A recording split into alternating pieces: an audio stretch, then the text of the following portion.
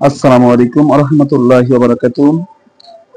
আজকের ভিডিওটি তাদের জন্য খুবই গুরুত্বপূর্ণ যারা বারবার নিবন্ধন পরীক্ষায় প্রিলিমিনারিতেই ব্যর্থ হচ্ছেন অথবা প্রথমবারের মতো সামনে নিবন্ধন পরীক্ষা দিবেন। আপনারা ইতিমধ্যে অবগত হয়েছেন বেসরকারি শিক্ষক নিবন্ধন ও প্রত্যয়ন কর্তৃপক্ষ এনটিআরসি ঘোষণা করেছে তারা সামনে আর কোনো গণবিজ্ঞপ্তি প্রকাশ করবে না।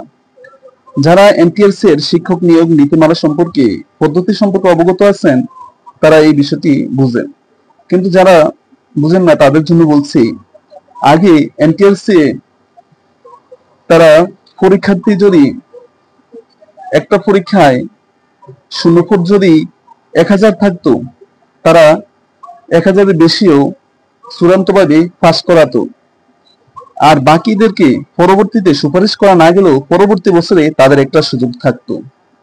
কিন্তু যদি গণবিজ্ঞপ্তি প্রকাশ করা না হয় তাহলে যতটি শূন্যপদ থাকবে তার বিপরীতে ততজনকে পাস করানো হবে।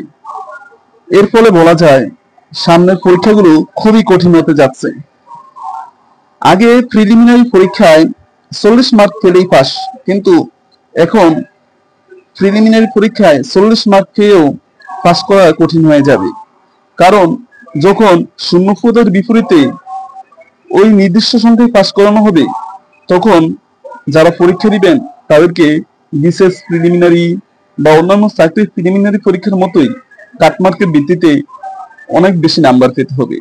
কাটমার্কটা হলো এমন, ধরেন একটা পরীক্ষায় শূন্যপদ আছে 100টি, প্রিলিমিনারিতে অংশগ্রহণ করেছে 500 জন, কিন্তু 100টি শূন্যপদের বিপরীতে প্রিলিমিনারি পরীক্ষাতে 150 জনকে রিটেনের জন্য কোয়ালিফাই করা হবে। তখন যে 150 জন প্রিলিমিনারি পরীক্ষায় সবচেয়ে বেশি নাম্বার পেয়েছে তাদেরকে সর্বনিম্ন 150 নম্বরের লোকজন যেটা পেয়েছে সেটাই হবে কাটমার্ক। অর্থাৎ 150 নম্বরের ব্যক্তি যদি 65 পায় বা 70 পায় সেটাই হবে কাটমার্ক। কাজেই এখন আর 40 পেয়ে যে প্রিলিমিনারি পরীক্ষায় পাস করাটা কঠিন হয়ে যাবে।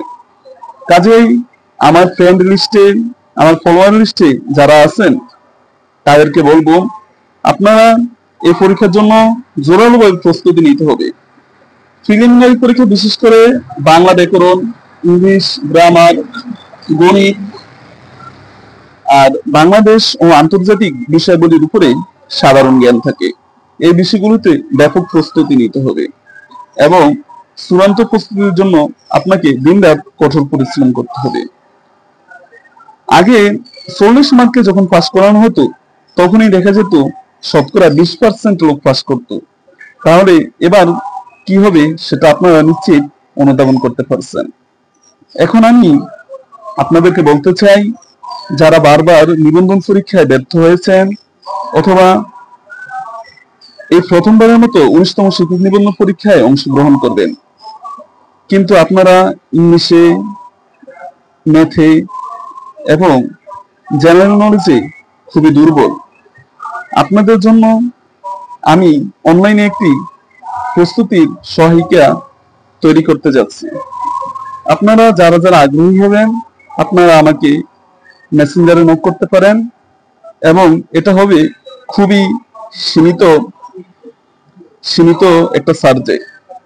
আপনাদের সবার জন্য শুভকামনা জানিয়ে আজকের ভিডিও আমি এখানেই শেষ করছি। আসসালামু আলাইকুম ওয়া রাহমাতুল্লাহি ওয়া বারাকাতুহু।